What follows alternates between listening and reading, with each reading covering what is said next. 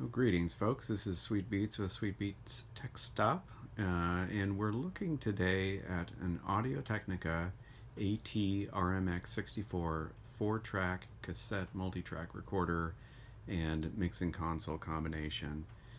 And I think what I'd like to do here, because I, as usual, have no script or no real plan for necessarily what we're talking about, but I think my goal is to present exactly what it is that I think makes this Audio-Technica unit unique among a sea of period 4-track Porta Studios.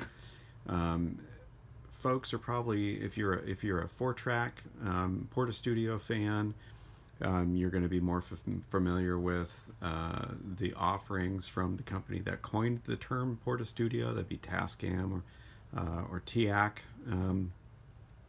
We've got lots of offerings from Yamaha, Fostex. You've got units that Marantz made, Akai.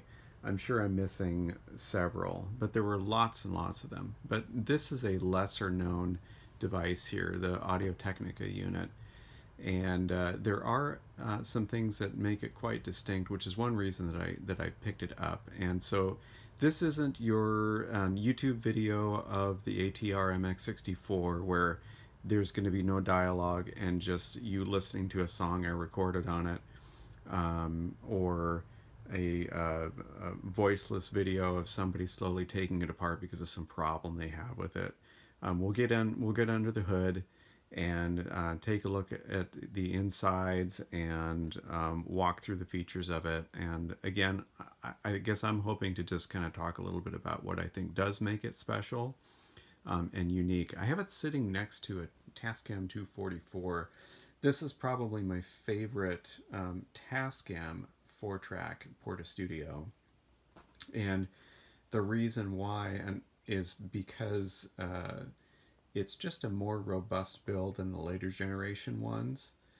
But you can see comparatively what a monster the Audio-Technica is. And that's one thing that people talk about. It really is a pretty relatively large unit. This is about 22 pounds, the Tascam, and the Audio-Technica tips the scales at nearly 50 pounds, which makes it far less portable.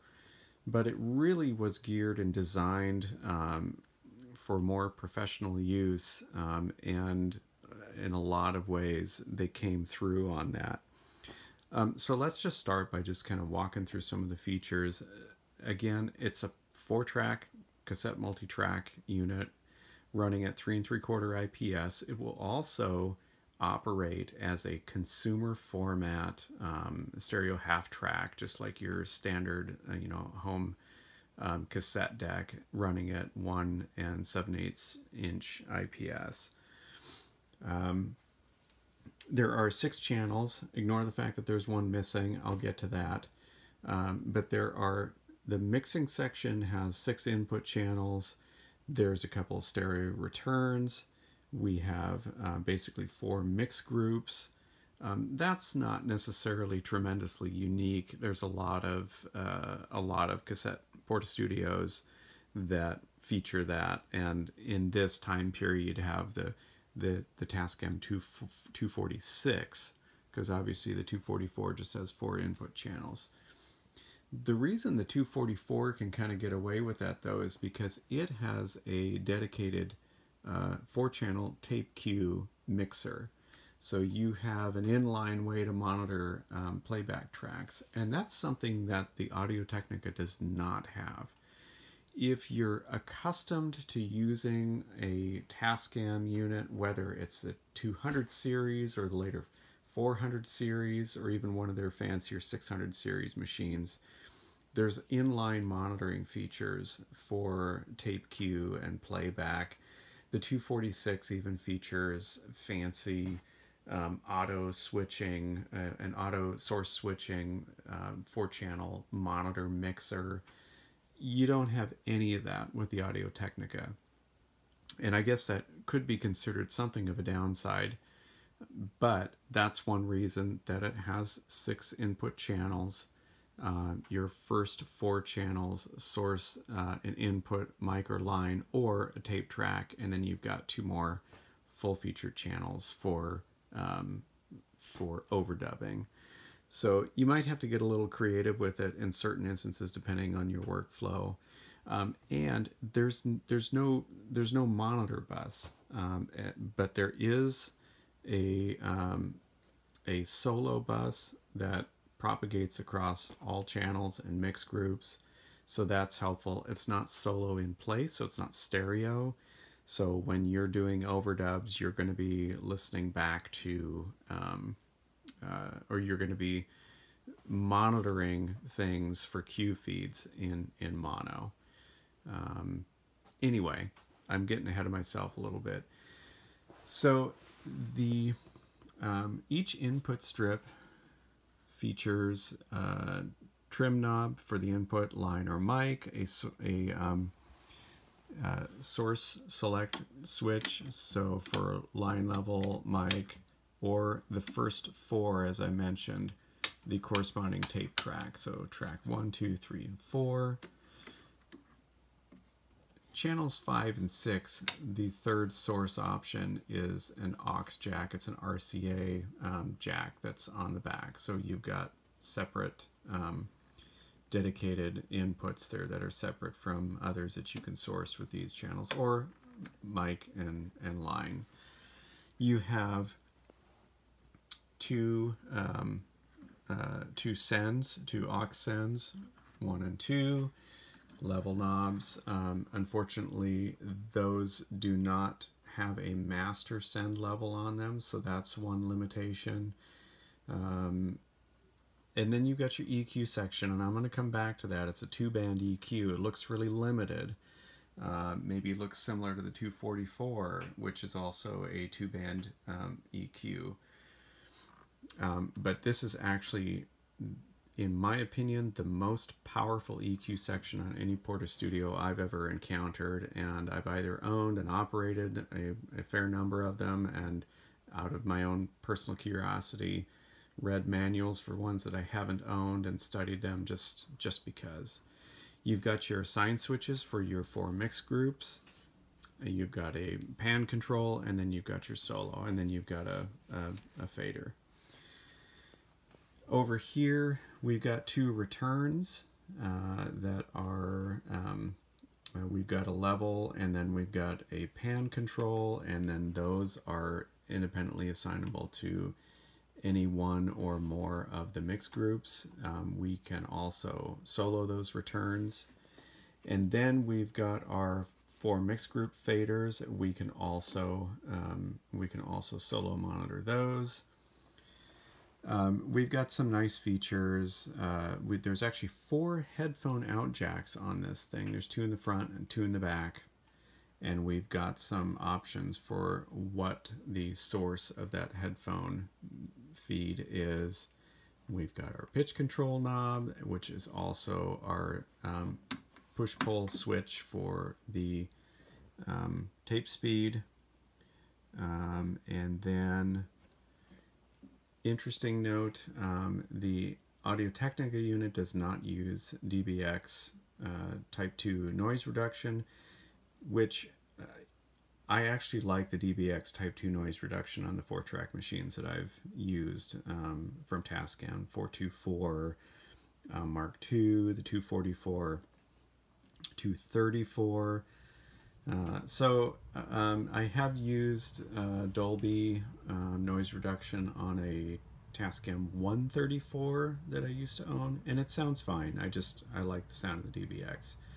Haven't had much time to mess with or do anything on this one because the transport needs work on this one. I'll talk about that in a little bit too.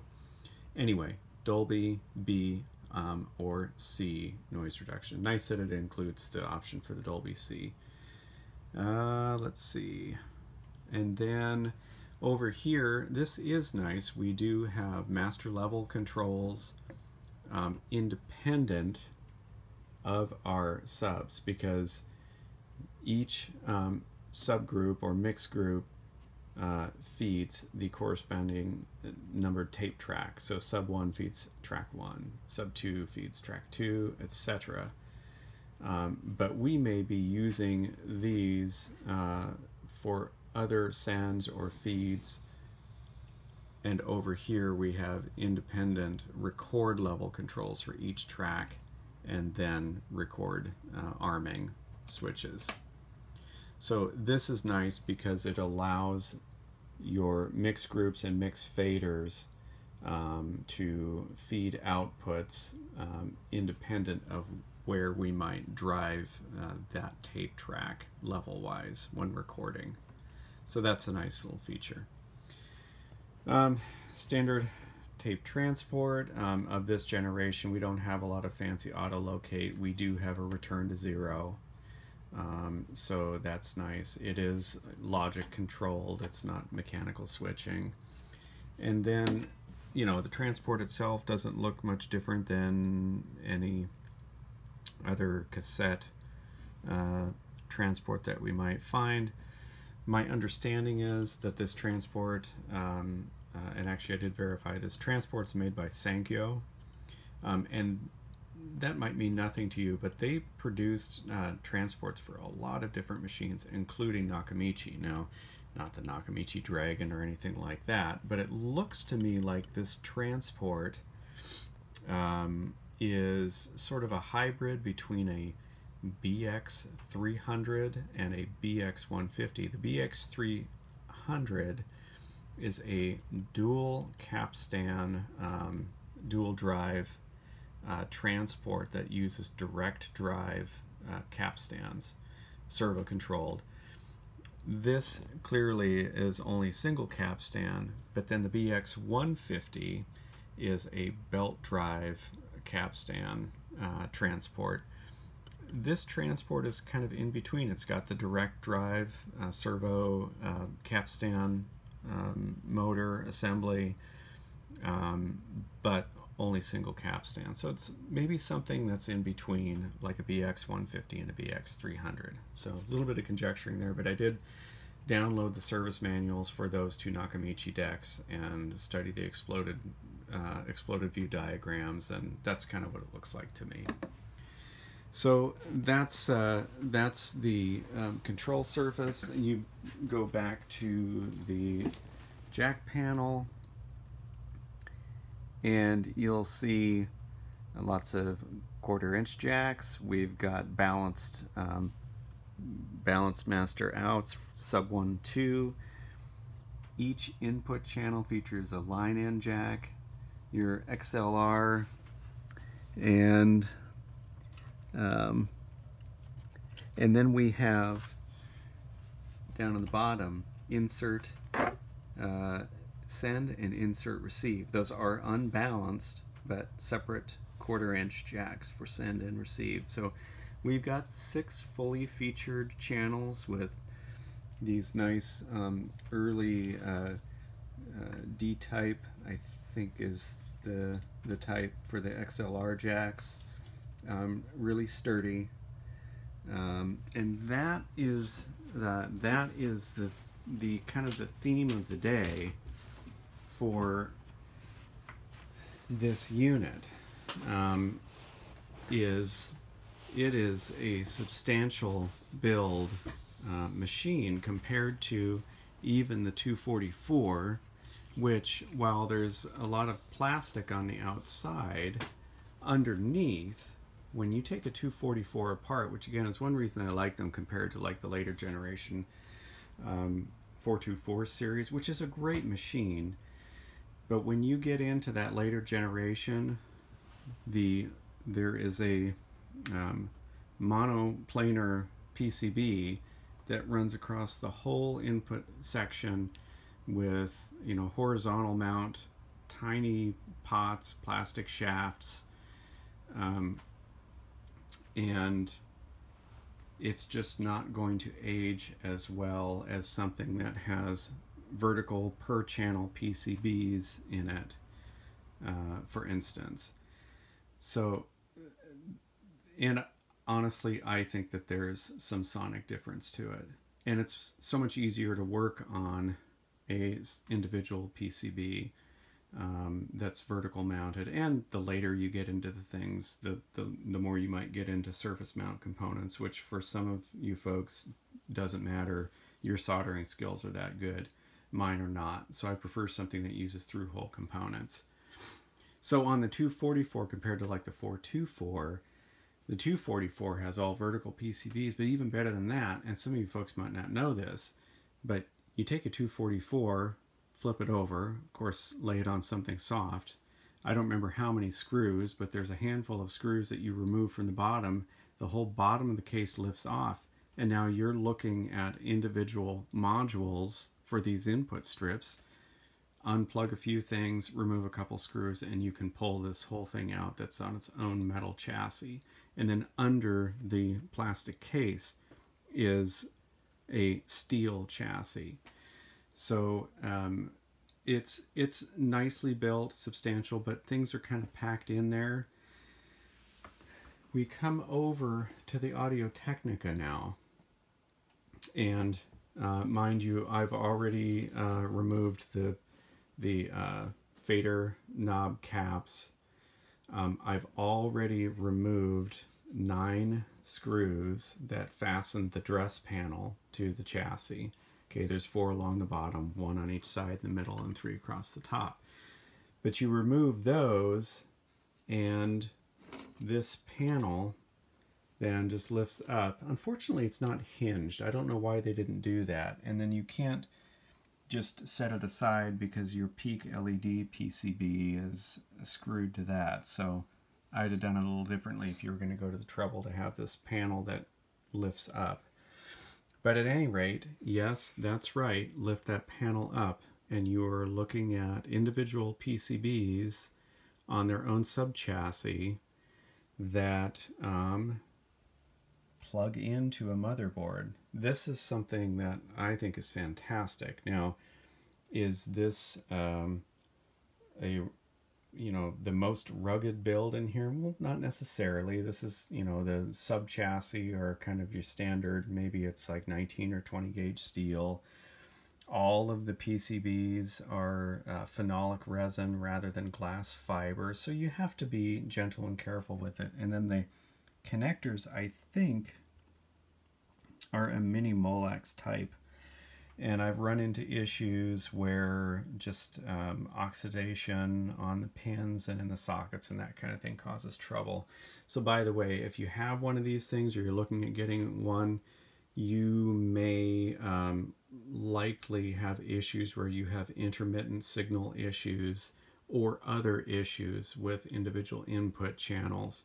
And I haven't gotten into this with mine as of yet, but I'm reasonably certain exercising the connections, the plug-in connections, of course, carefully, because the phenolic resin PCBs and the thinner gauge sub-chassis and all of that, you don't want to break anything. But exercising those connections, applying some deoxit D5 or similar, and probably reflowing some solder joints for these pins are probably going to take care of 90+% of any issues that you might have with this, just sort of refreshing it that way. It does make it nice and easy to be able to pull things out relatively quickly and repair things or look at things if need be. So that's sort of a more professional approach. It's not, individual modules that you can pull from the very top. You've got to remove this panel. But still, this is, as far as I know, completely unique among any cassette 4-track all-in-one unit. And I want to draw your attention to this. I don't know if you can tell, but this panel has a fair amount of heft to it. That is like 13 gauge steel.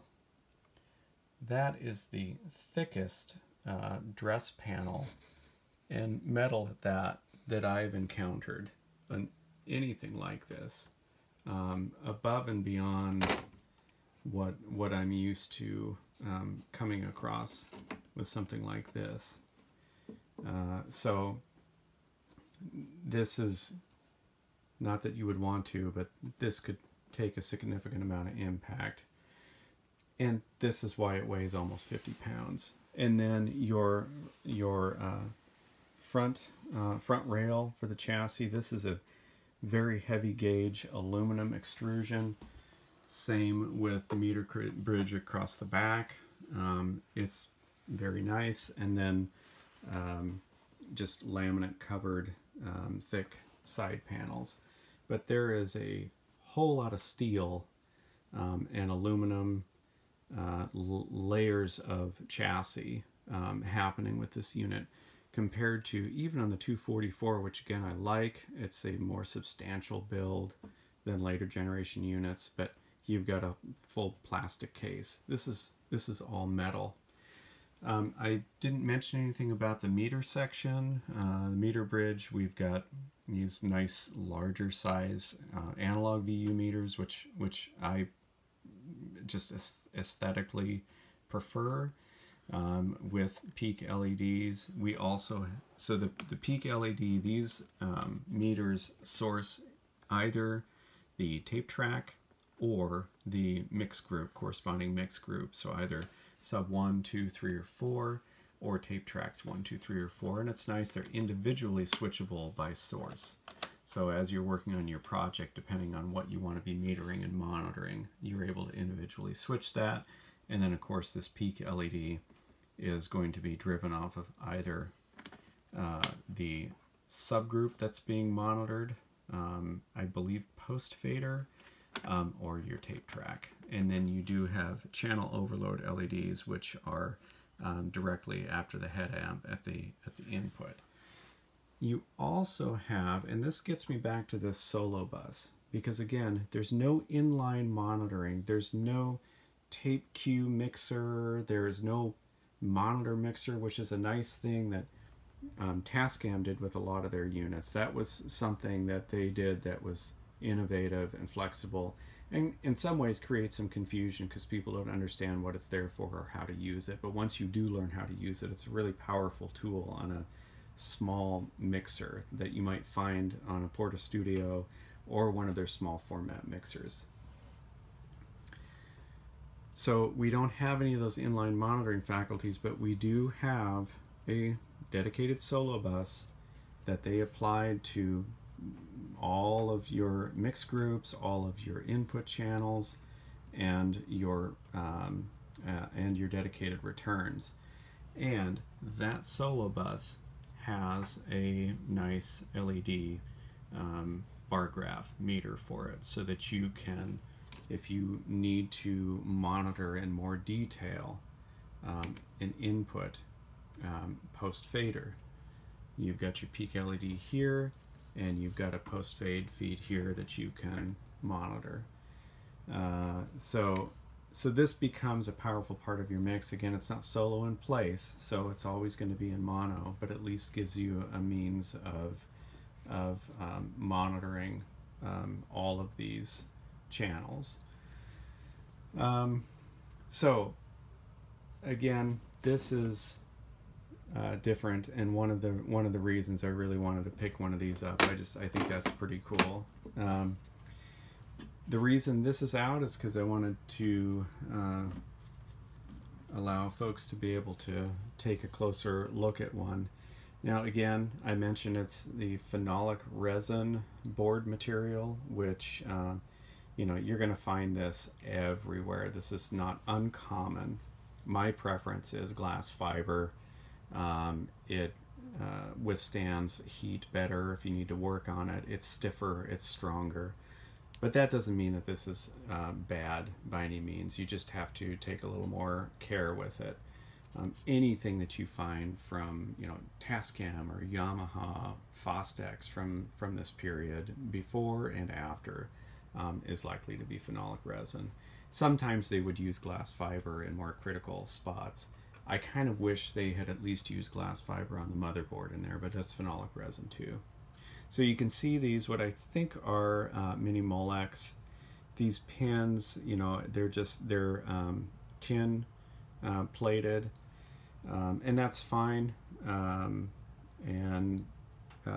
You know, this is getting almost on to 40 years old at this point. These were made around 1985, and it's holding up very well. I would never, if I was designing something, I wouldn't choose this over, you know, like gold-plated Eurocard type connectors. I have a Studer console that has those in it, and they're just flawless. Gold-plated lasts longer.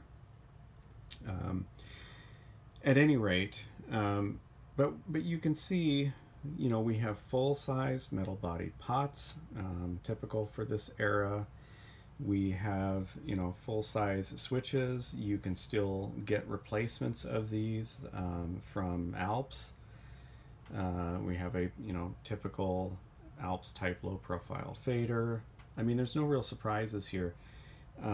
I was hoping and kind of maybe even expecting that there'd be something like, you know, a signal path based around like a 5532. It's all TL072.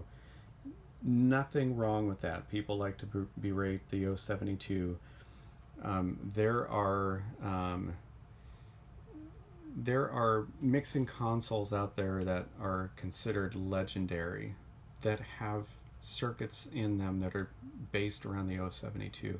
It's not what the op amp is, it's really the design of the circuit that surrounds it.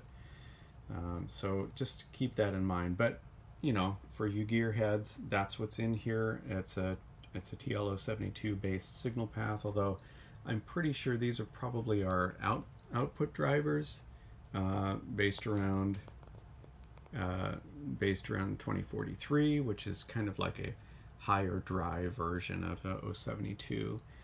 I don't have schematics. I really want them. I'd like to study this circuit in more detail. The schematics are pretty much hen's teeth, unobtainium. I've searched the globe. If any of you watching this have any sort of lead on a set, I'd love to get a hold of it. I'm willing to pay for it. Please post something in the comments if that's the case. Short of that, at some point I'll probably knuckle down and just start reverse engineering it and drawing it out from the physical unit, because I'm just too curious. Why am I curious? Because it sounds really good.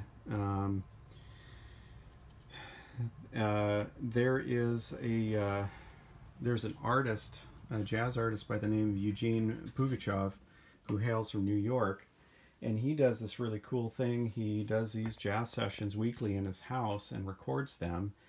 Search YouTube for Eugene's house sessions. He's got dozens of these where he's written material, has local New York jazz artists that come into his home, and they play and they record some fantastic music. And one of those, episode 62, was actually tracked to an RMX64. He had outboard mic preamps, outboard front end, but it was tracked to cassette, and then those tracks were dumped to a DAW, and post-production was done in the DAW. But it sounds fantastic. And when I got this and tested these input channels, I took a stereo sum out of one of my Yamaha AW4416s and just A-B'd, listening direct to the monitor output, and then that output brought into the RMX64 with some delicate EQ work done to it, and it sounded better. And I'm sorry I don't necessarily have that links for you to listen to. I think at some point I'll get something like that posted up so that you can hear that. But it sounded really good, so I would like to know more about the circuit itself. The EQ, I said earlier I would come back to that. Again, it looks like sort of a standard two-band sweep EQ, and I'm really not a fan, although it's better than nothing, but Tascam, during this era, early to later 80s, and a lot of their consoles, all of their EQ bands were peaking bands. I'm really not a fan of that.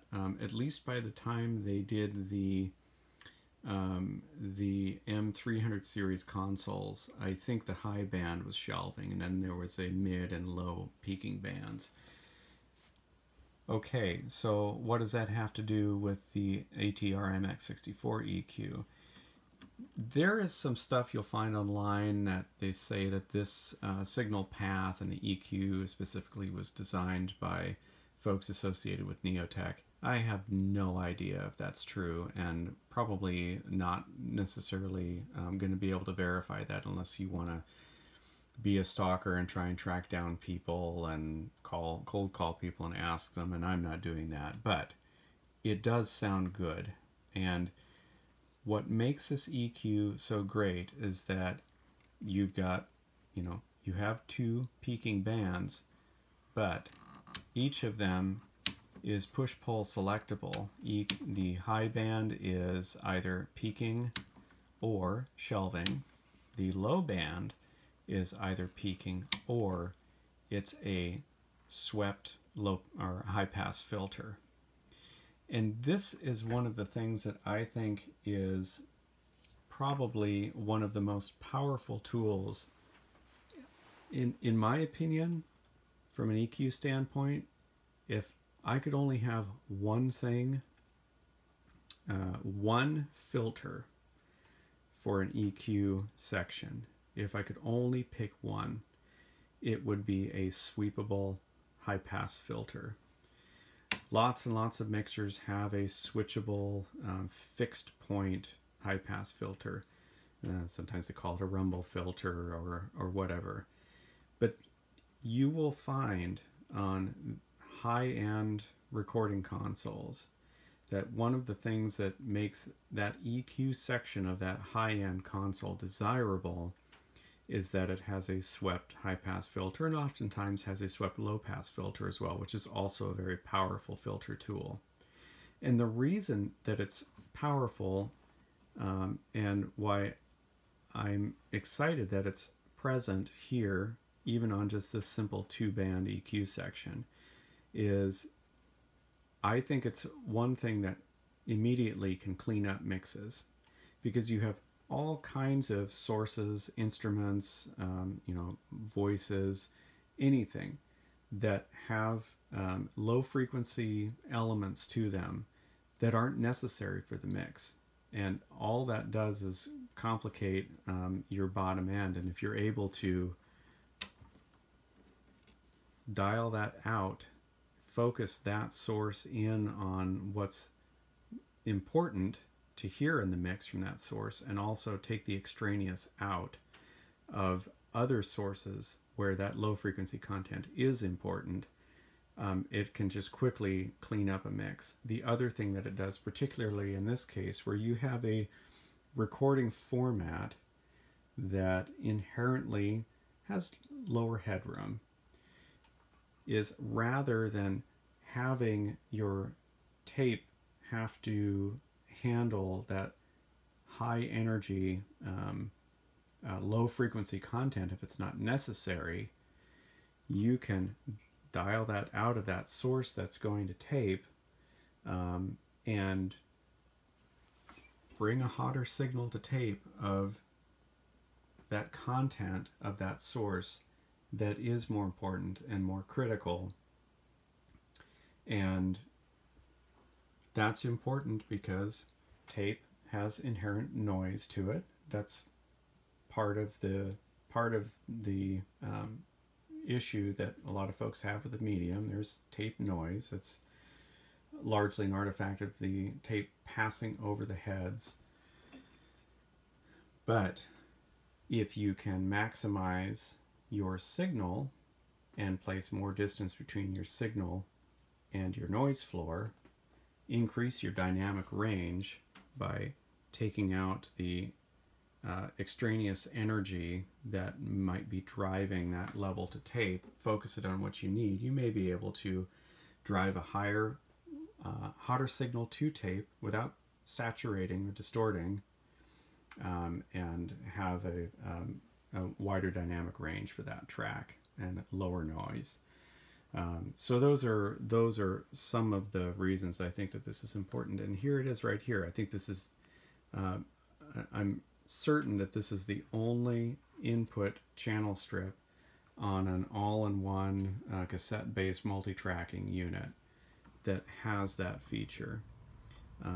And like I said, just quick and dirty monitor output for from some raw, unmixed, unmastered material that was on my Yamaha AW4416, and night and day, just doing a little bit of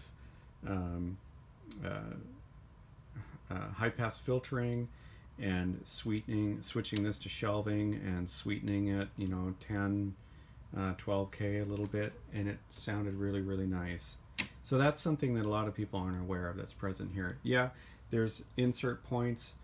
You could bring in your external EQ, $1,000 per channel rack EQ if you want, and I'm sure that's better than this, but this is great bang for the buck right here on the channel strip. And that also makes this, if you were interested in a small format mixing console, just for the purpose of the mixing console itself, again, while this is not the most portable, it is a relatively full-featured vintage 6-input 4 mix group mixing console that is reasonably well built, relatively robustly built. The other thing that I didn't mention earlier are sends. Each send is globally switchable from pre to post. So you could have two pre-fader monitor sends, or you could have two post-fader effects sends, or one of each. So that's a nice little added feature. Would be, fancy, of course, if they were individually switchable, but we have to keep in mind that this is a this is a small, older mixer, and so we wouldn't necessarily expect to see those features on there. So hope that this has been of some interest to some of you, and I will here and there keep putting up material like this with devices that I have here at the studio, or things that I come across, comparing things, getting under the hood, and talking about the technical. If you like this sort of stuff, like they always say on YouTube, please click the subscribe button. Always happy to increase my subscriber count. Please feel free to ask questions, post comments. I do monitor comments, questions, that sort of thing, and I'm happy to respond if there's something more that you want to know or some feedback that you have. So thanks for watching. I hope you've enjoyed it.